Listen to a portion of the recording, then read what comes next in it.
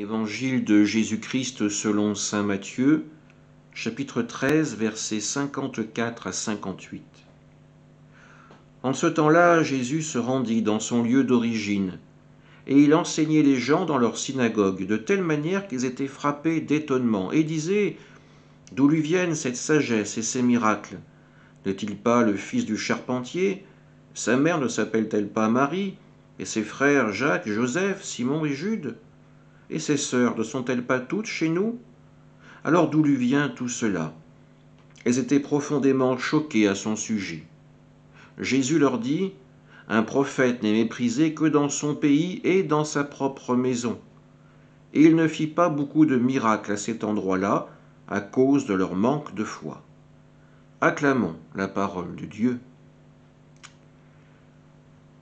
Un évangile où l'entourage de Jésus se perd sur sa prétendue connaissance du Messie, du Sauveur. Jésus ne peut pas être ce Messie.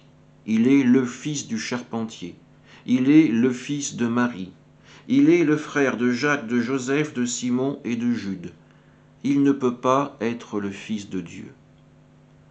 Ces hommes s'aveuglent eux-mêmes par leur prétendue connaissance du Seigneur. Ce que Jésus nous révèle, c'est avant tout quelque chose de nouveau. Dieu qui se révèle comme un Père. Dieu qui envoie son propre Fils apporter le salut et la miséricorde dans le monde. Un Dieu qui se fait proche de ses enfants. Alors parfois notre regard aussi est aveuglé sur les personnes que nous rencontrons.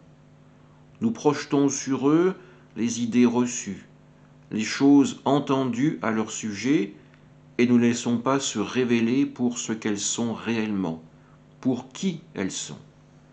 Il en va de même dans notre relation avec Dieu.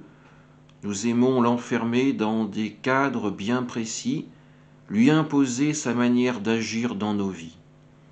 Être chrétien, c'est avant tout accueillir la grâce que le Seigneur fait tomber sur nous dans notre vie, et ensuite, par notre prière, lui témoigner notre reconnaissance.